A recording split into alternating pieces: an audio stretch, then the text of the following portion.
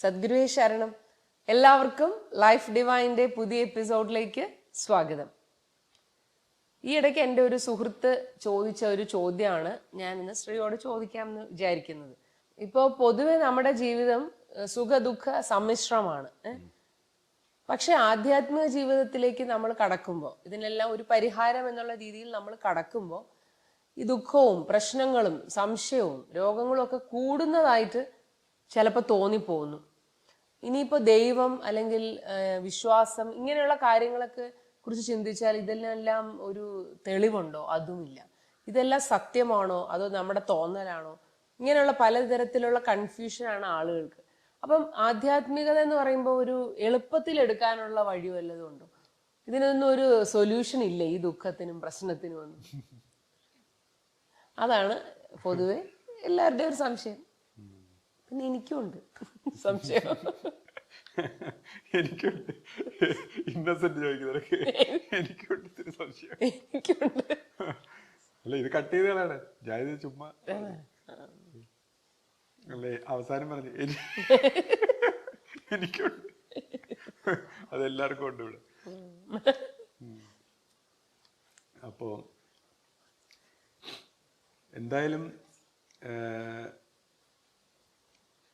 എന്തായാലും ദുഃഖമാണെന്ന് പറഞ്ഞു ആശ. ഇപ്പോ ശരിക്കും ദുഃഖമാണോ? ദുഃഖമാണ്. അപ്പോ ഈ എന്താ പറയാ, ഈ ദുഃഖമാണ്, ജീവിതം ദുഃഖമാണ് എന്ന് കാണണമെങ്കിലും ഒരു ഇന്റലിജൻസ് വേണമെന്നാണ് നമ്മുടെ ബുദ്ധ ഭഗവാൻ പറഞ്ഞിരിക്കുന്നത്. അതായത് ബുദ്ധ ഭഗവാൻ പറഞ്ഞിട്ടുള്ള ആര്യ സത്യങ്ങളിൽ ആദ്യത്തെ ഒന്ന് ജീവിതം ദുഃഖമാണ്. അപ്പോൾ ദുഃഖത്തിന് ഒരു കാരണമുണ്ട്, അതിന്റെ നിവാരണം എന്നൊക്കെ പറഞ്ഞ് അദ്ദേഹം അതിന്റെ 4 ആര്യ സത്യങ്ങൾ പറയുന്നുണ്ട്.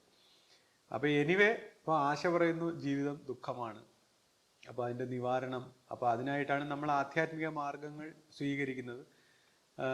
അങ്ങനെ കുറച്ച് മെച്ചുറായിട്ടുള്ള വ്യക്തികൾ ഇതേപോലെ ഒരു പരിവർത്തനത്തിനായി അല്ലെങ്കിൽ ശാന്തിക്കായി ഇതൊക്കെ ശ്രമിക്കുമ്പോൾ ആധ്യാത്മിക രംഗത്ത് വരുമ്പോൾ കൂടുതൽ ദുഃഖമായിട്ട് തോന്നുന്നു എന്നാണ് പൊതുവെ പറയുന്നത്, അല്ലേ? അപ്പൊ ഈ ആധ്യാത്മിക രംഗത്ത് വരുമ്പോൾ കൂടുതൽ ദുഃഖകരമായിട്ട് തോന്നുകയാണ്. അതാണ് നമ്മൾ മനസ്സിലാക്കുക. തോന്നുകയാണ്, ദുഃഖം കൂടുകയല്ല, പക്ഷെ തോന്നുകയാണ്. അപ്പൊ തോന്നുന്നത് ആർക്ക് എന്നുള്ള അതിൽ നിന്നാണ്. അല്ലാതെ നമ്മൾ ഈ ദുഃഖങ്ങൾ, കാരണങ്ങൾ, അതിന്റെ പ്രശ്നങ്ങൾ എന്താണെന്ന് നോക്കാനുള്ള ഒബ്ജക്റ്റീവായിട്ടുള്ള കാരണങ്ങളുടെ പിറകെ പോകാതെ ആധ്യാത്മിക രംഗത്ത് വരുമ്പോൾ ഇതിന്റെ ഒരു എൻഡിങ്ങിന്റെ ഭാഗത്തായിട്ട് ചിന്തിക്കുമ്പോൾ ഇത് തോന്നുന്നത് ആർക്ക്, ഇതെല്ലാം ആർക്ക്, ഈ ദുഃഖങ്ങളെല്ലാം ആർക്ക്, അതിന്റെ ആ സബ്ജക്റ്റിനെ, അതിന്റെ ആ വേരോടെ അതിന്റെ കാരണത്തെയാണ് കണ്ടുപിടിക്കേണ്ടത്. അപ്പം നമ്മളിതെല്ലാം എന്താണ്, ഈ തോന്നുന്നത് ആർക്ക്? ഇപ്പൊ കൂടുതലായിട്ട് ദുഃഖങ്ങൾ തോന്നുന്നു. എന്തുകൊണ്ടാണ്? അപ്പൊ ഈ കൂടുതലായിട്ട് ദുഃഖങ്ങളെ കുറച്ചുകൂടെ ആംപ്ലിഫൈ ചെയ്ത് തോന്നിയാലേ ഈ കറക്റ്റ് ആളിനെ കണ്ടുപിടിക്കാൻ പറ്റും. ദുഃഖ കാരണമായ അതിന്റെ ആ രോഗ കാരണത്തെ കണ്ടുപിടിക്കണമെങ്കിൽ ആ ദുഃഖം ഒത്തിരി ആംപ്ലിഫൈ ചെയ്യണം. അപ്പോൾ ആധ്യാത്മിക രംഗത്ത് വരുമ്പോൾ ഇത് ഒത്തിരി കൂടുന്നു എന്ന് പറയുന്നത് നല്ലത് തന്നെയാണ്. ആ ചികിത്സ കറക്റ്റ് ഫലിച്ചു എന്നാണ് അതിന്റെ അർത്ഥം. എന്ന് വെച്ചാൽ കറക്റ്റ് ഫലിച്ചത് കൊണ്ടാണ് ഇത് ആംപ്ലിഫൈ ചെയ്ത് കാണുന്നതും. അത് ഗുരുമാർഗത്തിലൊക്കെ ആണെങ്കിലാണ് അത് കറക്റ്റ് അത് വർക്കൗട്ട് ആവുന്നത്. അപ്പം ആംപ്ലിഫൈ ചെയ്ത് കാണുകയും ഈ പറയുന്ന ദുഃഖം കൂടുതലായിട്ട് തോന്നുകയും ചെയ്യുന്നു. അപ്പൊ ഇതാർക്ക് എന്ന് അന്വേഷിക്കുന്നു. അപ്പോഴാണ് നമ്മൾ മനസ്സിലാക്കി ഇത് അഹന്ത, നമ്മുടെ ഉള്ളിൽ ഒരു സെന്റർ, ഒരു ഫോൾസ് സെന്റർ, മിഥ്യാഹങ്കാരം എന്നാണ് പറയുന്നത്. അപ്പൊ ഈ ഫോൾസ് സെന്ററിൽ ഇരുന്നുകൊണ്ട് നമുക്ക് ചിത്തവൃത്തികളിലൂടെ നിരന്തരമായിട്ടൊരു ഞാൻ ഭാവം ഇങ്ങനെ ഉണ്ടാവുകയാണ്. അപ്പോൾ ഈ ഞാൻ ഭാവം ലൈഫിന്റെ എല്ലാ പ്രോസസ്സിനും എഗെയിൻസ്റ്റ് ആണ്. അതൊരു കോൺഫ്ലിക്റ്റ് ഉണ്ടാക്കുകയാണ്. അതായത് ഞാൻ, നീ എല്ലാമായിട്ടൊരു വ്യത്യാസം ഉണ്ടാക്കി. ഇപ്പൊ യൂണിവേഴ്സലായിട്ട് ലൈഫ് എന്ന് പറയുമ്പോൾ ഒരു ഹാർമോണിയസ് ആയിട്ടുള്ള, ട്രൂത്ത് ആയിട്ട്, ആക്ച്വൽ ആയിട്ടുള്ള, യൂണിവേഴ്സൽ ആയിട്ടുള്ള ഈ ലൈഫിന് എഗെയിൻസ്റ്റ് ആയിട്ട് നമ്മുടെ ഉള്ളിൽ ഒരു സെന്റർ ഉണ്ടായിട്ട് ഈ ഞാൻ ഭാവം എല്ലാവുമായിട്ട് കോൺഫ്ലിക്റ്റ് ആവുകയാണ്. അപ്പൊ ഈ കോൺഫ്ലിക്റ്റ് ആണ് ദുഃഖ കാരണം, അല്ലെങ്കിൽ ഹാർമോണൈസ് ആയിട്ട് പോകാൻ പറ്റാത്തതിന്റെ കാരണം.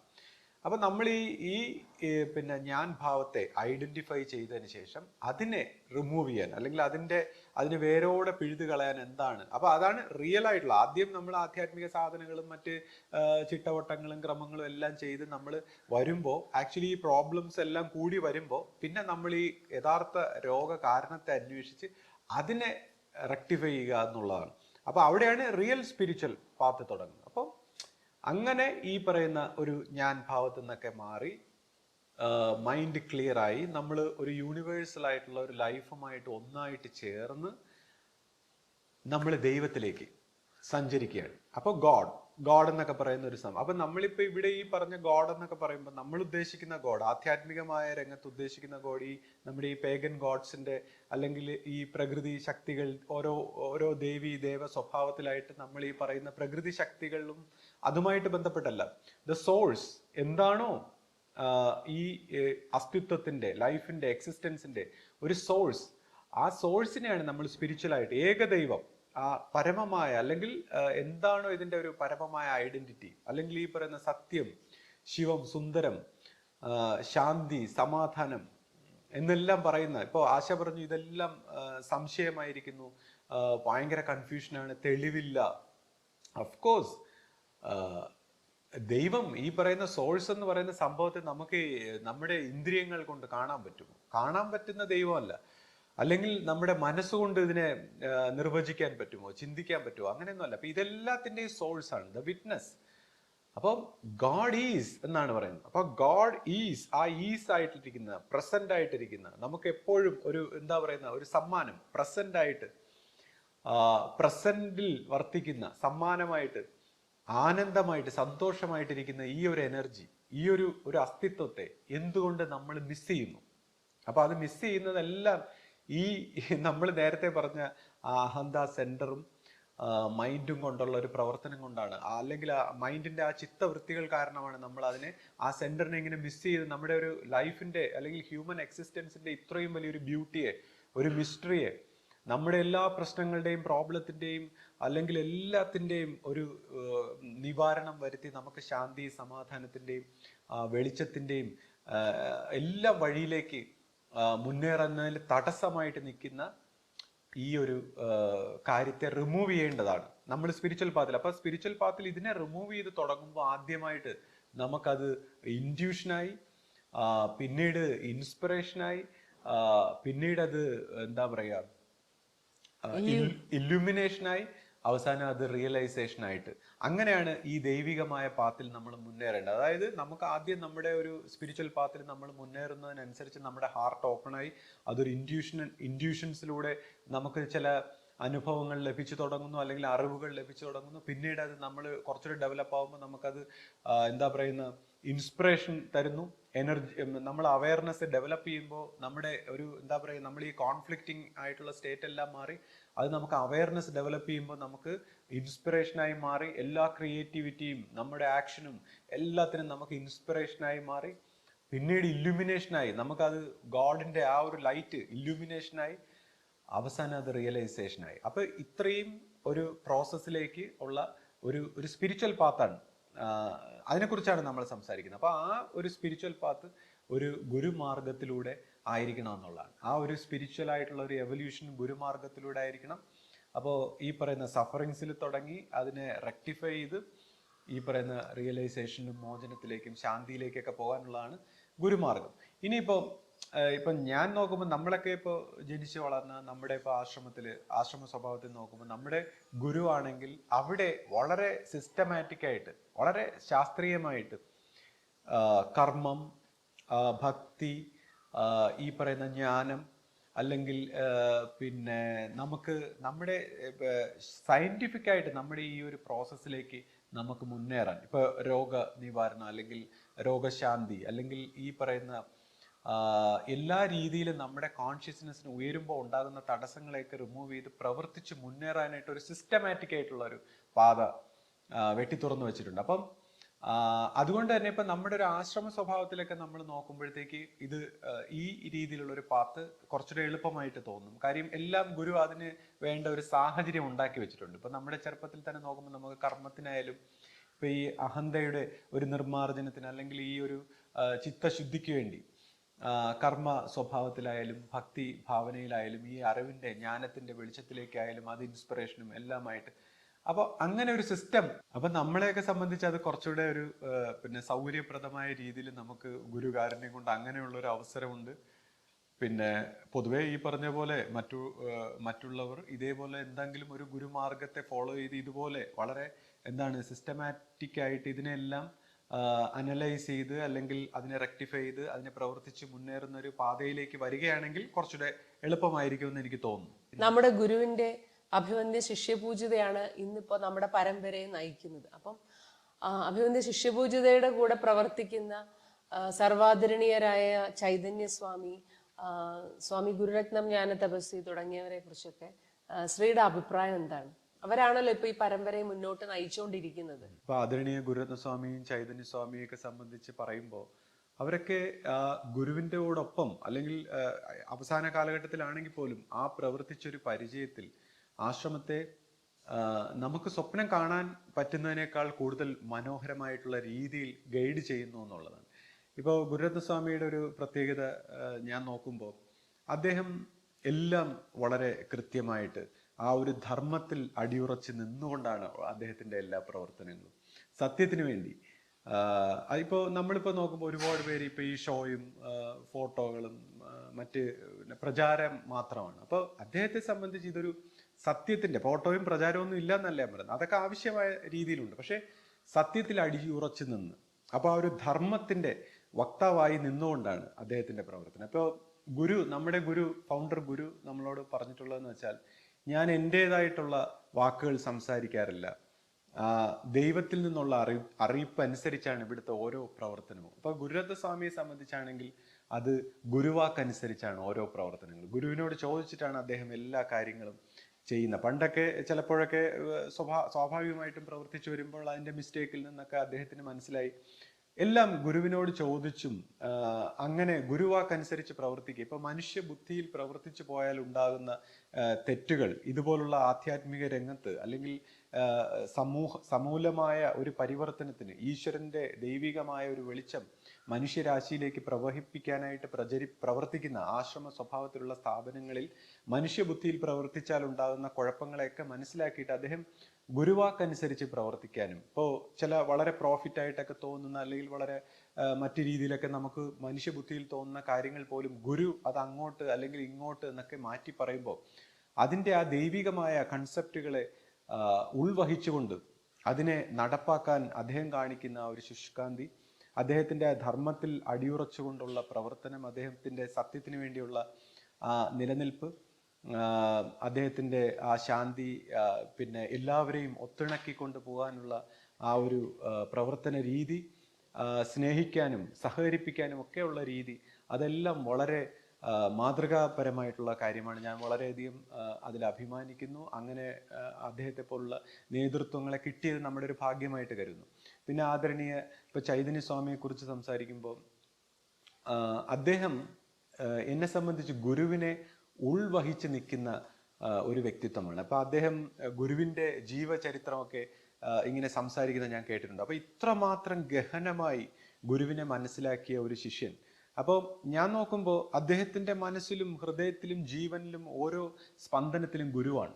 ഗുരു അദ്ദേഹത്തിൻ്റെ ഉള്ളിൽ ഇങ്ങനെ നിറഞ്ഞു നിൽക്കുകയാണ്. അപ്പോൾ ആ ഗുരുവിനെ നിറഞ്ഞു നിൽക്കുന്ന ആ മഹിമ അദ്ദേഹത്തിൻ്റെ ജീവിതത്തിലെ ഓരോ രംഗത്തും, ഇപ്പോൾ ഓരോ വ്യക്തികളെ കാണുമ്പോഴുള്ള അദ്ദേഹത്തിൻ്റെ ആ ബഹുമാനവും സ്നേഹവും, നമ്മൾക്ക് ഗുരുവിനെ ഓർമ്മ വരുന്ന ആ രീതിയിലുള്ള ആ പെരുമാറ്റങ്ങളും, എല്ലാവരെയും സ്നേഹിക്കാനും സഹകരിപ്പിക്കാനും പ്രവർത്തിപ്പിക്കാനും. അപ്പോൾ ഗുരു ശരീരത്തിലിവിടെ ഉണ്ടെങ്കിൽ എങ്ങനെ ആയിരിക്കണം എന്നുള്ളതിന് ഒരു തെളിവെന്ന വണ്ണം ഒരംശമെങ്കിലും ഒരു ശിഷ്യന്മാർക്ക് നമുക്ക് അഫ്കോഴ്സ് അതിൻ്റെതായിട്ടുള്ള ഒരു രീതിയിൽ, അപ്പോൾ ആ രീതിയിൽ നടപ്പാക്കുന്ന ഒരു വ്യക്തിത്വം, ആ ഗുരുവിൻ്റെ ആ ഒരു ഗ്രേസ് നമുക്കെല്ലാവർക്കും ശിഷ്യ പരമ്പരയ്ക്ക് അത് പകർന്നു നൽകുന്ന ഒരു വ്യക്തിത്വം, ഗുരുവിൻ്റെ ജീവിത വുമായി ബന്ധപ്പെട്ട എല്ലാ കാര്യങ്ങളും നമ്മളുമായി പങ്കുവയ്ക്കുന്ന ഒരു വ്യക്തിത്വം എന്ന രീതിയിൽ അദ്ദേഹത്തെ ഞാൻ അത്യധികം ബഹുമാനത്തോടെ വണങ്ങുന്നു. ഈ ഒരു പരമ്പരയുടെ ഒരു സൗഭാഗ്യമായിട്ട് ഞാൻ അതിനെ കരുതുന്നു. പക്ഷെ ശ്രീ, എനിക്ക് ഇതിനകത്തൊരു വിയോജിപ്പുണ്ട്. കാരണം ഇടയ്ക്കൊക്കെ ശ്രീ ഇത് കഠിനമായി ഇവരെല്ലാരും വിമർശിക്കാറുണ്ട്. പ്രത്യേകിച്ച് നമ്മളെ വീട്ടില് ഭയങ്കര വഴക്കാണ്. നിങ്ങൾ ഒന്നും ശരിയായിട്ടല്ല ഇത് പ്രവർത്തിക്കുന്നത്, നിങ്ങളുടെ പ്രവൃത്തി ശരിയല്ല, നിങ്ങൾ ചെയ്തെടുക്കുന്നില്ല എന്നൊക്കെ പറഞ്ഞ് ഞങ്ങളെല്ലാവരെയും ഭയങ്കരമായ വഴക്കാണ്. പക്ഷെ ഇപ്പൊ ശ്രീ വളരെ മനോഹരമായിട്ട് അവരെ കുറിച്ചൊക്കെ ഇങ്ങനെ പറയുന്നത്. അപ്പൊ എനിക്ക് തോന്നുന്നു ഇതൊരു അഭിനയമാണോ എന്ന് പോലും എനിക്ക് തോന്നുന്നു. കാരണം ഇത് എനിക്കൊരു വിശ്വാസം തോന്നില്ല. ശ്രീ ചുമ്മാ പറയുന്നതായിട്ടാണ് എനിക്ക് സത്യസന്ധമായിട്ട് തോന്നുന്നത്. എന്തിനാ അങ്ങനെ പറഞ്ഞപ്പോ അവരെ കുറിച്ചൊക്കെ പിന്നെ ഇടയ്ക്ക് പറയുന്നത്? പിന്നെ നമ്മളെ പറയുന്നതോ പിന്നെ എങ്ങനെ മനോഹരമായിട്ട് പോണേ? ആശ, ഇവിടെ ഒരു കാര്യം മനസ്സിലാക്കേണ്ടത്, ഈ ശ്രീജിത്ത് എന്ന് പറയുന്ന ഒരു വ്യക്തിയുടെ അദ്ദേഹത്തിന്റെ കാഴ്ചപ്പാടിൽ നിന്നുള്ള കുറെ നുണയും കുണ്ടണിയും, അദ്ദേഹത്തിന്റെ പുച്ഛവും പരിഹാസവും, അല്ലെങ്കിൽ അദ്ദേഹത്തിന്റെ എടുത്തയാട്ടവും ദേഷ്യവും, അദ്ദേഹത്തിന്റെ പിണക്കവും പരാതികളും, അത് പറയാനല്ല ഞാൻ ഇതുപോലുള്ള ഒരു പബ്ലിക് മീറ്റിംഗിൽ വന്നിരുന്നിട്ട് ഈ ശ്രീജിത്ത് എന്ന് പറയുന്ന തുച്ഛനായ ഒരു വ്യക്തിയുടെ കുറെ ചിത്തവൃത്തികളെ അങ്ങോട്ട് പുറമേക്ക് കൊടുത്തിട്ട് എന്ത് കിട്ടാനാണ്? അദ്ദേഹത്തിന്റെ പരാതികളോ അദ്ദേഹത്തിന്റെ വിമർശനങ്ങളോ അതുപോലുള്ള കാര്യങ്ങൾ പറയാനുള്ള ഒരു വേദിയല്ല ഇത്.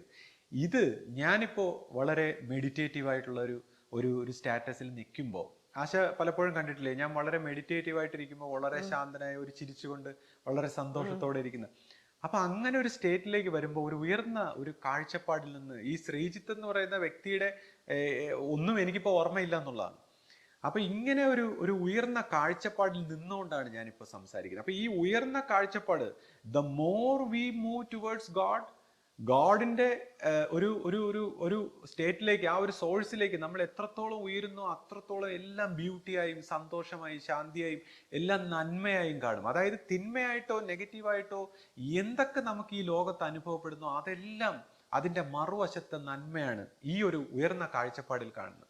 അപ്പൊ ഞാനിവിടെ ശ്രീജിത്തിന്റെ തത്വവിചാരവും അല്ലെങ്കിൽ ശ്രീജിത്തിന്റെ വേദാന്തവും പറയാനല്ല, ഈ ഒരു കാഴ്ചപ്പാടിന്റെ ഒരു വാക്കുകൾ ഷെയർ ചെയ്യാനാണ് വന്നിരിക്കുന്നത്. അപ്പം ഈ ഒരു ശാന്തി, അപ്പൊ അതാണ് നമ്മൾ പറയുന്നത്, your own self realisation is the greatest service you can render. അതായത് നിങ്ങളുടെ സെൽഫ് റിയലൈസേഷൻ ആണ് നിങ്ങൾക്ക് ഈ ലോകത്ത് കൊടുക്കാവുന്ന ഏറ്റവും വലിയ സർവീസ്. എന്തുകൊണ്ടെന്ന് വെച്ചാൽ നിങ്ങൾ ഈ ഒരു ശാന്തിയിലേക്ക്, ഈ ഒരു ദൈവത്തിന്റെ ഈ ഒരു വെളിച്ചത്തിലേക്ക് നിങ്ങൾ ഉണരുമ്പോൾ നിങ്ങൾക്ക് കിട്ടുന്ന ആ ഒരു കാഴ്ച, ആ ഒരു ശാന്തി, ആ ഒരു സമാധാനം, നിങ്ങൾ ആരിലും ഒരു തെറ്റും കാണാതെ അല്ലെങ്കിൽ ആ തെറ്റുകൾക്ക് പിന്നിൽ ഒളിച്ചിരിക്കുന്ന നന്മയെ കണ്ടുകൊണ്ട് നിങ്ങൾ ഇത്രമാത്രം ബ്യൂട്ടി, അതാണ് സത്യം ശിവം സുന്ദരം എന്ന് ഈ ദൈവികതയെ കുറിച്ച് പറയുന്നത്. അപ്പൊ ആ ബ്യൂട്ടിയെ കാണുമ്പോൾ നിങ്ങളുടെ മനസ്സ് എത്ര ശാന്തമാവുന്നു, നിങ്ങളുടെ മനസ്സ് എത്ര സന്തോഷിക്കുന്നു, നിങ്ങൾ ആ സോഴ്സിനോട് ഒന്നിച്ചു ചേരുന്നു. അപ്പം അങ്ങനെ ഒരാള് നന്നാവുമ്പോൾ അയാളുടെ ലോകം നന്നായി, അയാളുടെ മാനസിക ലോകം. അപ്പൊ തീർച്ചയായിട്ടും ആ മാനസിക ലോകം നന്നായ ഒരു വ്യക്തിയുടെ പ്രവൃത്തികളും എല്ലാം, അയാളുടെ ചിന്തകളും അയാളുടെ ഓരോ വികാരങ്ങളും അത് ഈ പ്രകൃതിക്ക് നന്മയായിട്ട് ഭവിക്കുകയാണ്. അങ്ങനെയാണ് അദ്ദേഹത്തിന്റെ സേവനം ഉടലെടുക്കുന്നത്. അപ്പൊ അതുപോലെ ഓരോ വ്യക്തികളും ഈ പറഞ്ഞ ഉയർന്ന ഒരു കാഴ്ചപ്പാടിലേക്ക്, ഉയർന്ന ആ ഒരു കണ്ണിലേക്ക് ഉയരുമ്പോഴാണ് ഇതുപോലെ എല്ലാ കാര്യങ്ങളെയും നല്ലതായിട്ട് കാണാൻ പറ്റുന്നതും അയാൾക്ക് ശാന്തി വരുന്നു, അയാളുടെ രോഗങ്ങളും അയാളുടെ പ്രശ്നങ്ങളും അയാളുടെ പ്രോബ്ലങ്ങളും എല്ലാം മാറുന്നു. കാര്യം എല്ലാ ദ്വന്ദ്ങ്ങൾക്ക് പിന്നിലും ഒളിച്ചിരിക്കുന്ന ആ നന്മ അദ്ദേഹം അവിടെ നിന്ന് നമുക്ക് ആ ഉയർന്ന ഒരു കാഴ്ചപ്പാടിൽ നിന്ന് കാണാൻ പറ്റുന്നു. ഇപ്പൊ നമ്മൾ ഇപ്പൊ ശ്രദ്ധിച്ചു കഴിഞ്ഞപ്പോൾ ചില ചാനലിലൊക്കെ ആശ കണ്ടിട്ടുണ്ടല്ലോ, ഇതേ കാര്യങ്ങളെ വിമർശിച്ചുകൊണ്ട് അല്ലെങ്കിൽ നെഗറ്റീവായിട്ടുള്ള കാര്യങ്ങളെ പറയുമ്പോൾ നമ്മൾ അവിടെ മനസ്സിലാക്കേണ്ടതെന്ന് വെച്ചാൽ we see in others what we are. നമ്മുടെ ഉള്ളിലുള്ള ആ നെഗറ്റിവിറ്റി വെച്ചുകൊണ്ട് മാത്രമേ നമുക്ക് നെഗറ്റിവിറ്റി പുറത്ത് കാണാൻ പറ്റൂ. അപ്പൊ നമ്മുടെ ഉള്ളിലെ ഈ നെഗറ്റിവിറ്റിയെ തുടച്ചു കളയുക എന്നുള്ളതാണ്. അപ്പൊ അത്തരം ഈ നെഗറ്റീവായിട്ടുള്ള കാര്യങ്ങൾ കാണുന്ന കണ്ണിൽ നിന്നുകൊണ്ട് സമൂഹത്തിലേക്ക് നമുക്ക് ഒരു പ്രവർത്തനവും ചെയ്യാൻ കഴിയില്ല. അത് നമ്മൾ നശിക്കും, മറ്റുള്ളവരെ നശിപ്പിക്കും. നമ്മൾ നെഗറ്റീവായിട്ടുള്ള കാര്യങ്ങൾ കണ്ടിട്ട് അത് പറയുമ്പോൾ നമ്മൾ നശിക്കും, മറ്റുള്ളവരും നശിക്കും. അപ്പൊ നമുക്ക് ഇത്രയും നെഗറ്റീവായിരിക്കുന്ന, ഇത്രയും ഒരുപാട് പ്രശ്നങ്ങളും പ്രോബ്ലങ്ങളിലും മുങ്ങിത്താന്നിരിക്കുന്ന നമ്മുടെ ഈ ചിത്തവൃത്തിയിൽ നിന്ന് ഉയർന്ന ഒരു കാഴ്ചപ്പാട് കണ്ടുകൊണ്ട് അത് ഷെയർ ചെയ്തുകൊണ്ടാണ് നമ്മൾ ആ നന്മയെ ആ ലോകത്തിലേക്ക് വ്യാപിപ്പിക്കേണ്ടത്. അപ്പൊ അതിന്റെ ഒരു ഭാഗമായിട്ടാണ് ഇപ്പൊ ഞാൻ ഈ സംസാരിക്കുന്നത്. ഇവിടെ എനിക്കിപ്പോ ഈ ശ്രീജിത്ത് പറയുന്ന കാര്യങ്ങളൊന്നുമല്ല, ശ്രീജിത്തിന്റെ കാര്യങ്ങൾ ഞാൻ ഈ വീഡിയോ ഓഫ് ചെയ്തിട്ട് ശ്രീജിത്തിന്റെ ലെവലിലേക്ക് വന്ന് ആ ശ്രീജിത്തിന്റെ കാര്യങ്ങൾ നിങ്ങളെ പഴയപടിയൊക്കെ സംസാരിക്കാം. തൽക്കാലം എനിക്കൊരു കുറച്ചു നേരമെങ്കിലും ആ മെഡിറ്റേറ്റീവ് ആയിട്ട് ഇരുന്നുകൊണ്ട് ആ ഒരു ദൈവത്തിന്റെ അല്ലെങ്കിൽ എൻ്റെ ഗുരു കാണിച്ചു തന്ന ആ ഗുരുവിന്റെ കാഴ്ചപ്പാടിലേക്ക്, അപ്പൊ ആ ഗുരുവിന്റെ കാഴ്ചപ്പാടിലാണ് ഞാൻ ഇവരെയൊക്കെ സ്നേഹിക്കുന്നതും. അപ്പോൾ ഗുരു എന്തിനാണ് ഇതെല്ലാം ചെയ്യുന്നതെന്നും അല്ലെങ്കിൽ ഇങ്ങനെയുള്ള പ്രവൃത്തികളുടെ ഉദ്ദേശം എന്താണെന്നും ഒക്കെ നമുക്ക് ഗുരുവിന്റെ ആ കണ്ണുകളിലൂടെ നമുക്ക് കാണിച്ചു തരുന്ന അതേ ഒരു കാര്യത്തെയാണ് ഞാനിപ്പോൾ ഇവിടെ ഷെയർ ചെയ്തത്. ഇനി ഞാൻ 2-3 ഗൃഹസ്ഥാശ്രമികളുടെ കാര്യം ചോദിക്കാന്ന് വിചാരിക്കും. കാര്യം പലരും ഇങ്ങനെ പറഞ്ഞു എൻ്റെ അടുത്ത്. ഇപ്പൊ നമ്മുടെ ബഹുമാനപ്പെട്ട ശ്യാമണ്ണൻ, ബഹുമാനപ്പെട്ട ഡോക്ടർ സോമനാഥൻ സാറ്, അവരുടെയൊക്കെ സ്പീച്ചിനെ കുറിച്ച് വേറെയും 1-2 പേരുടെ കാര്യങ്ങളൊക്കെ പറഞ്ഞു. പക്ഷെ ഞാൻ ഇതിപ്പോ ഇവരുടെ പേരെടുത്ത് പറയുന്നതേ ഉള്ളൂ. ഇവരുടെ വളരെ മനോഹരമായിട്ടാണ് ഇവര് കാര്യങ്ങൾ പറയുന്നതും, അല്ലെങ്കിൽ അവരുടെ ആ സംസാരത്തെ കുറിച്ചൊക്കെ വളരെ പ്രശംസിച്ച് ഈ ഇടയ്ക്ക് ഒരു ചേട്ടൻ നമ്മളെടുത്ത് സംസാരിച്ചു. അപ്പോൾ അവര് ചോദിച്ചു ശ്രീയുടെ അഭിപ്രായം എന്താണ് എന്ന് അവർക്കറിയാൻ താല്പര്യമുണ്ട്. അപ്പോൾ ശ്രീക്ക് ഇവരെ കുറിച്ചുള്ള ശ്രീയുടെ ഒരു അഭിപ്രായം ഒന്ന് പറയാമോ? ആദരണീയനായ സോമനാഥ് സാർ, ശ്യാമണ്ണൻ, അപ്പൊ ഇവരൊക്കെ നമ്മുടെ വളരെ വേണ്ടപ്പെട്ട ആൾക്കാരാണ്. അപ്പോ ഗുരുവിനോടൊപ്പം പ്രവർത്തിച്ച ഈ വ്യക്തിത്വങ്ങളുടെ അവരുടെ ആ ഒരു സ്നേഹവും, ഈ പറഞ്ഞ വ്യക്തി പറയുന്നത് ഞാനും കേട്ടായിരുന്നു, അദ്ദേഹത്തിന് ആ ശ്യാമണ്ണന്റെ ഒക്കെ സ്പീച്ചൊക്കെ എല്ലാം കേൾക്കുമ്പോൾ ഉണ്ടാകുന്ന ഭക്തി, സ്നേഹം, അപ്പോൾ അത് വളരെ സത്യമാണ്. അദ്ദേഹത്തിന്റെ പാട്ടുകളായാലും ഒരു ഒരു ഒരു പ്രത്യേക വ്യക്തിത്വമാണ് അദ്ദേഹം. ശ്യാമണ്ണനെ സംബന്ധിച്ചെന്ന് പറഞ്ഞാൽ അദ്ദേഹം ഭക്തി വാർന്ന് വരുന്നത് പോലെ, അത് നുകരുന്നത് പോലെയാണ് അദ്ദേഹത്തിന്റെ ആ സംഭാഷണങ്ങൾ. ഗുരുവിനെ കുറിച്ച് പറയുമ്പോൾ ഏത് കല്ലിന് പോലും അതിന്റെ ഹൃദയം തുറക്കുമെന്നാണ് എനിക്ക് തോന്നിയിട്ടുള്ളത്. അതുപോലെ അത്ര മനോഹരമായിട്ടാണ് ശ്യാമണ്ണന്റെ സംസാരം, അദ്ദേഹത്തിന്റെ ഭക്തി, അല്ല അദ്ദേഹത്തിന്റെ ഗുരുവിനോടുള്ള സ്നേഹം, അതൊക്കെ ഇത്രയ്ക്ക് മനോഹരമായ ആൾക്കാരുടെ കൂടെ, അല്ലെങ്കിൽ ഇത്രത്തോളം മഹത്വവൽക്കരിച്ച വ്യക്തികളുടെ കൂടെയൊക്കെ ഇവിടെ നമുക്ക് ജീവിക്കാൻ കഴിഞ്ഞത് നമ്മുടെ ഒരു ഭാഗ്യമായിട്ട് കാണുന്നു. സോമനാഥ് സാറാണെങ്കിൽ അദ്ദേഹത്തിന്റെ പണ്ട് മുതലേ നമ്മളെയൊക്കെ ഗൈഡ് ചെയ്യുന്നതും നമുക്കെല്ലാം നല്ല നല്ല കാര്യങ്ങൾ പറഞ്ഞു തരുന്നതും, അദ്ദേഹത്തിന്റെ പുസ്തകങ്ങൾ, അദ്ദേഹത്തിന്റെ ലേഖനങ്ങൾ, ഇതൊക്കെയാണ് നമ്മൾ വായിച്ചും പഠിച്ചും ഒക്കെ ഇതുവരെ വളർന്നു വന്നിട്ടുള്ളത്. അപ്പോൾ അദ്ദേഹം എല്ലാം നമ്മുടെ ഈ പരമ്പരയ്ക്ക് നൽകിയ ഈ സംഭാവനകളെ കുറിച്ച് നമ്മൾ എത്ര പറഞ്ഞാലും തീരില്ല, അത്രയ്ക്ക്. പിന്നെ ഇതുപോലുള്ള ഒരുപാട് പേരുണ്ട്. അപ്പൊ ഞാനിപ്പോ ഇവിടെ ഒരു 2 സന്യാസിമാർ, 2 ഗൃഹസ്ഥാശ്രമിമാർ, അവര് ഋഷി തുല്യരായ ഗൃഹസ്ഥാശ്രമികളാണ്. ഒരു സന്യാസിമാരെക്കാളും ഒട്ടും താഴെയല്ലാത്ത അതുപോലത്തെ സ്ഥാനമാണ് ഗുരു ഗൃഹസ്ഥാശ്രമിക്കും സന്യാസിക്കും ഒക്കെ ഒരുപോലത്തെ ഒരു സ്ഥാനം കൊടുത്തിരുന്നു. അതുപോലത്തെ ഋഷി തുല്യരായിട്ടുള്ള ഗൃഹസ്ഥാശ്രമികളാണ് ഇവര്. അപ്പോൾ ഇവരോടൊപ്പം ഇതുപോലെയൊക്കെയുള്ള ആൾക്കാർ പ്രവർത്തിക്കുന്നു എന്നുള്ളതാണ് നമ്മുടെ ആശ്രമത്തിന്റെ ഒരു നന്മ. അങ്ങനെ ഇനി എല്ലാവരുടെയും പേരെടുത്ത് പറയുകയാണെങ്കിൽ ഇപ്പോൾ ഓരോ വിശ്വാസികളുടെയും പേര് പറയേണ്ടി വരും, അതിനുള്ള സമയമില്ല, അല്ലെങ്കിൽ സന്യാസിമാരുടെയൊക്കെ. അപ്പോൾ അത്രയ്ക്ക് എന്താ പറയുന്ന മഹത്തരമായ വ്യക്തിത്വങ്ങളും അവരുടെ പ്രവൃത്തികളും, ഒരു പരാതിയില്ല, ഒരു പ്രശ്നമില്ല, ഒരു പ്രോബ്ലം ഇല്ല. ഇപ്പോൾ ഗുരുരത്ന സ്വാമിയെ സംബന്ധിച്ച് അദ്ദേഹം നമ്മുടെ യൂണിറ്റുകളിലും എല്ലാം സന്ദർശിക്കുകയും പിന്നെ അതിനുള്ള നിർദ്ദേശങ്ങൾ കൊടുക്കുകയും, ഇപ്പൊ ഗുരു പണ്ട് കാലത്ത് ഗുരുവിന് വിഷമം ഉണ്ടായിരുന്നു, ഈ യൂണിറ്റുകളും നമ്മുടെ സ്ഥാപനങ്ങളും ഒരു സ്വന്തമെന്ന രീതിയിൽ നോക്കി നടത്താൻ ഒരാളില്ലല്ലോ, അതാണ് എൻ്റെ വേദന എന്ന് ഗുരു ഇങ്ങനെ പറഞ്ഞിട്ടുണ്ട്. അപ്പോൾ ഗുരുരത്ന സ്വാമിയെ പോലുള്ള ചെറുപ്പക്കാർ വന്നപ്പോഴാണ് ഈ യൂണിറ്റുകളെല്ലാം സ്വന്തമെന്ന രീതിയിൽ നോക്കി നടത്താനും എല്ലാ കാര്യങ്ങൾക്കും അവിടുത്തെ യൂണിറ്റിലുള്ളവർക്കെല്ലാം മോട്ടിവേഷൻ, അദ്ദേഹത്തിന് ഒരു വലിയ മോട്ടിവേഷണൽ സ്പീക്കറാണ് അദ്ദേഹം. അപ്പൊ അദ്ദേഹത്തിന്റെ ആ മോട്ടിവേഷനും എല്ലാം കൊടുത്ത് അവരെ കർമ്മകുശലരായി, അവരെ ആ കർമ്മത്തിലേക്ക് ഉണർത്തിയെടുക്കാൻ അദ്ദേഹത്തിന്റെ ആ ഒരു ത്യാഗം, അദ്ദേഹത്തിന്റെ ആ പ്രവൃത്തി, ആ ഓരോ സ്ഥാപനങ്ങളെയും നോക്കി നടത്താൻ, അതിന്റെ പൂർണ്ണതയിലേക്ക് എത്തിക്കാൻ അദ്ദേഹം കാണിക്കുന്ന ആ ഒരു ശുഷ്കാന്തി, അപ്പോൾ ഓരോ സ്ഥാപനത്തിലുള്ളവർക്കും ആർക്കും ഇതിലൊന്നും ഒരു പരാതിയില്ല, ഒരു പ്രശ്നമില്ല. എല്ലാവരും ആ ഗുരുവിന്റെ വിശ്വാസത്തിൽ ഉറച്ചു നിൽക്കുന്ന വിശ്വാസികൾ. അവർക്ക് ഒന്നിനെക്കുറിച്ചും പരാതി പറയാനോ അല്ലെങ്കിൽ അങ്ങനത്തെ ഒരു സ്വഭാവം ഞാൻ ഇവിടെ ആശ്രമത്തിൽ കണ്ടിട്ടില്ല. അതാണ് ഞാൻ പറയുന്നത്, ഇതൊരു ഒരു ഒരു ഒരു ഗുരു തീർത്ത ഒരു ഹെവനാണ്, ഭൂമിയിൽ ഗുരു തന്നെ സൃഷ്ടിച്ച ഒരു ഹെവൻ എന്ന് പറയാൻ തക്കവണ്ണമുള്ള ഒരു പെരുമാറ്റമാണ് നമ്മുടെ സന്യാസിമാരിൽ നിന്നും ഗൃഹസ്ഥാശ്രമികളിൽ നിന്നും ഉണ്ടാകുന്നത്. അപ്പോൾ ആർക്കും ഒരു പരാതിയില്ലാത്ത, അല്ലെങ്കിൽ ആ പരാതികൾ വരുമ്പോൾ അതിനെ എങ്ങനെ ഡീൽ ചെയ്യണമെന്ന് അറിയാവുന്ന ആ ഒരു രീതിയിലേക്ക് ഇവരെയൊക്കെ വളർത്തിക്കൊണ്ടുവന്ന് ഇവരെയൊക്കെ നയിക്കുന്ന ഈ വ്യക്തിത്വങ്ങളും. അപ്പൊ ഇനിയിപ്പോ എൻ്റെ ഒരു ആഗ്രഹം, ഈ ഗുരുവും കൂടി, നമ്മുടെ ഗുരുവിനെ ഈ എല്ലാ സ്ഥാപനങ്ങളിലും നമ്മൾ ക്ഷണിച്ചു കൊണ്ടുപോയി, ഓരോ സ്ഥാപനത്തിൻ്റെയും അധികാരികളും എല്ലാം ഗുരുവിനെയും ക്ഷണിച്ചു കൊണ്ടുപോയി ആ ഗുരു ആഗ്രഹിക്കുന്ന രീതിയിൽ ഇതെല്ലാം മാറ്റിയെടുത്ത് അതിനനുസരിച്ച് പ്രവർത്തിച്ച് നമ്മുടെ പ്രവൃത്തിയിലൂടെ ലോകത്തിന്റെ മുന്നിലേക്ക് ഈ ആശയത്തെ, അല്ലാതെ നമ്മൾ പ്രചരിപ്പിച്ചും, അല്ലെങ്കിൽ അഫ്കോഴ്സ് പ്രചാരങ്ങളെല്ലാം ഒരു വശത്തൂടെ, പക്ഷെ നമ്മുടെ പ്രവൃത്തിയിലൂടെ ഇപ്പോൾ എത്രയോ സ്ഥാപനങ്ങൾ അവരുടെ ആ ഒരു എഫേർട്ടിലൂടെ മുന്നിൽ വന്നതുപോലെ, അവരുടെ ആ ഒരു സാമ്പത്തികമായിട്ടും ഐശ്വര്യം കൊണ്ടും പ്രവൃത്തി കൊണ്ടും കർമ്മം കൊണ്ടും എല്ലാം മുന്നിൽ വന്നിരിക്കുന്ന സ്ഥാപനങ്ങളെ പോലെ അതുപോലെ മുന്നിൽ വരുത്താനായിട്ട് ഈ ഗുരുരത്ന സ്വാമിയെ പോലുള്ള സന്യാസി വര്യന്മാരുടെ പ്രവർത്തനങ്ങളെ എത്ര പ്രകീർത്തിച്ചാലും മതി വരില്ല. കാര്യം ലോകത്തിലേക്ക് ഇത്രയും മനോഹരമായ ഏകദൈവ വിശ്വാസത്തിന്റെ ആ സോഴ്സിന്റെ സത്യത്തിന്റെ മതങ്ങളും ജാതികൾക്കും ഒന്നും അതീതമായ ആ പ്രപഞ്ച രഹസ്യത്തെ എടുത്തു കൊടുക്കാൻ അവർ കാണിക്കുന്ന ആ പരിശ്രമം. അപ്പൊ ആ പരിശ്രമത്തെ കുറിച്ചാണ്, ആ പരിശ്രമത്തിൽ ഗുരുവിനെ ഉൾപ്പെടുത്താൻ കൂടി നമ്മൾ പരിശ്രമിക്കണം. അപ്പൊ ഗുരുവിനെയും കൂടി നമ്മൾ ഇതിനെല്ലാം, എനിക്കിപ്പോ പണ്ട് നമ്മുടെ ഗുരു ഈ പിന്നെ വ്യാഴാഴ്ചയൊക്കെ വാഹനങ്ങളിലൂടെ ഈ ഗുരുവിന്റെ ഒരു ആസ്ട്രൽ ബോഡി എന്ന് പറയും. നമ്മളിപ്പോ എന്താണ്, ഗുരുക്കന്മാർ അവരെ ഫിസിക്കൽ ബോഡി ഉപേക്ഷിച്ചാലും ആസ്ട്രൽ ബോഡിയിൽ അവിടെ ഉണ്ട്.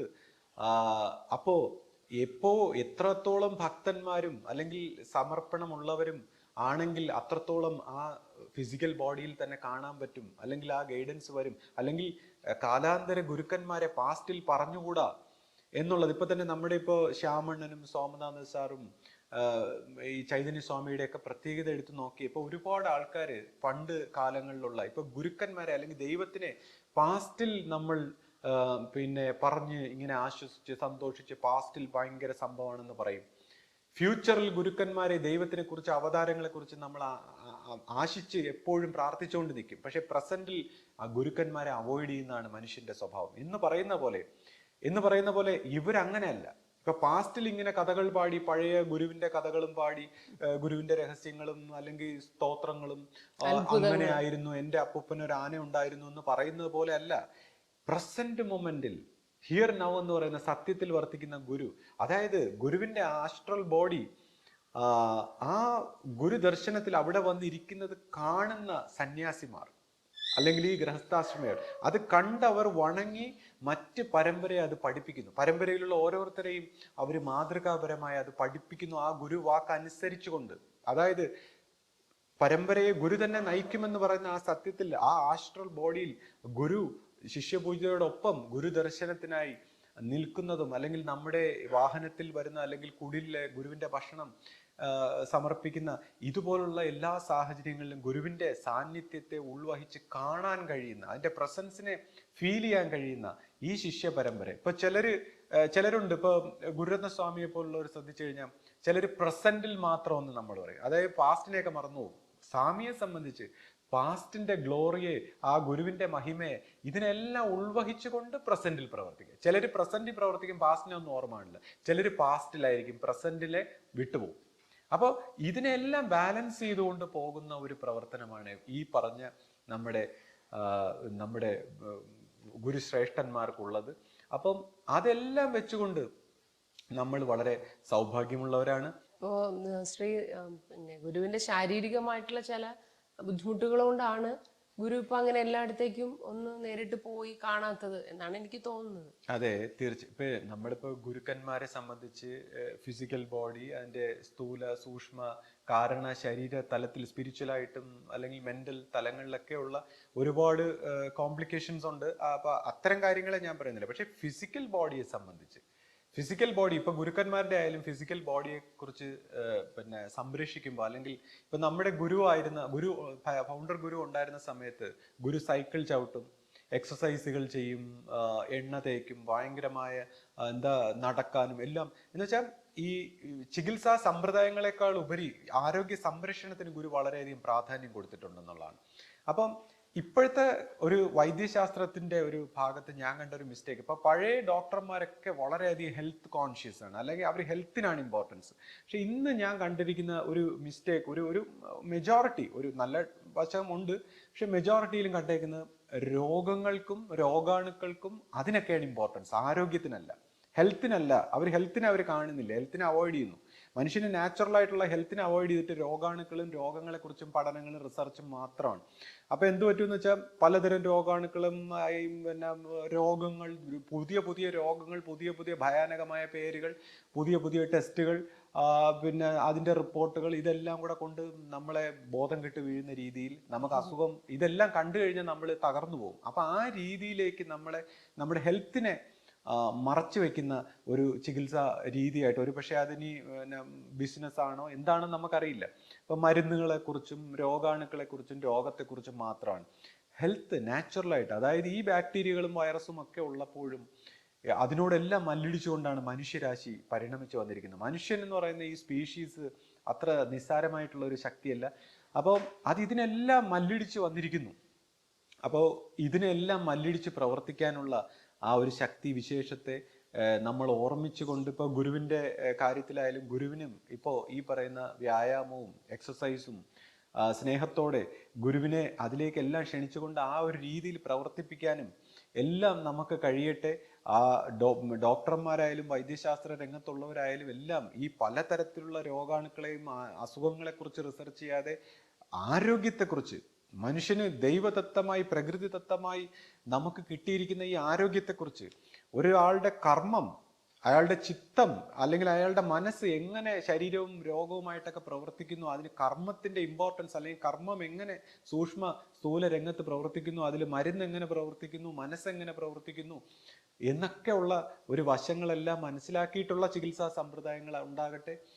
അപ്പോൾ ഗുരുവിനെയും എല്ലാം നമുക്ക് പുറത്തോട്ടും എല്ലാ രീതിയിലും കാണാനും പ്രവർത്തിക്കാനും ഈ പറഞ്ഞ എല്ലാ നന്മയിലേക്കും വളരാനും ഒക്കെ നമുക്ക് കഴിയട്ടെ എന്ന് ഞാൻ ആഗ്രഹിക്കുന്നു. അപ്പോൾ ഇതെല്ലാം ഞാൻ പറഞ്ഞല്ലോ നേരത്തെ, ഇതാണ് നമ്മുടെ ഒരു മെഡിറ്റേറ്റീവ് ആയിട്ടുള്ള ഒരു കാഴ്ചപ്പാട്. അപ്പോൾ ഈ മെഡിറ്റേറ്റീവ് ആയിട്ടുള്ള ഈ കാഴ്ചപ്പാടിനെ കുറിച്ച് നമുക്കിനി മറ്റൊരു വീഡിയോയിലൂടെ, അതായത് നമ്മുടെ ഇപ്പോൾ ഒരു രോഗശാന്തിയും അല്ലെങ്കിൽ നമ്മുടെ ഒരു പോസിറ്റിവിറ്റി, നമ്മുടെ ഒരു സമാധാനം, ആനന്ദം, നമ്മുടെ എല്ലാ കാര്യത്തിനുള്ള ഒരു സൊല്യൂഷനായിട്ട് നമുക്ക് ഈ ഒരു മെഡിറ്റേറ്റീവ് ആയിട്ടുള്ള ഒരു ആറ്റിറ്റ്യൂഡിലേക്ക് എങ്ങനെ വളരാം എന്നതിനെ കുറിച്ച് നമുക്ക് മറ്റൊരു വീഡിയോയിലൂടെ കാണാം. നേരത്തെ ശ്രീ പറഞ്ഞില്ലേ ഇൻസ്പിറേഷൻ, ഇല്യൂമിനേഷൻ എന്ന് പറഞ്ഞില്ലേ, റിയലൈസേഷൻ എന്നൊക്കെ പറഞ്ഞില്ലേ. അപ്പൊ അതിൽ ആ ഒരു ഇല്യൂമിനേഷൻ എന്ന് പറയുന്നത് ഇല്യൂമിനാറ്റി ആയിട്ട് വല്ല ബന്ധമുണ്ടോ? ഇപ്പൊ പറയില്ലേ ഇല്യൂമിനാറ്റിയുടെ ഒരു ഇല്യൂമിനാറ്റിയും അതുപോലെയൊക്കെയുള്ള വിഷയങ്ങൾ നമുക്ക് മറ്റൊരു വീഡിയോയിൽ നമുക്ക് സംസാരിക്കാം. സദ്ഗുരുവേശ്വരൻ.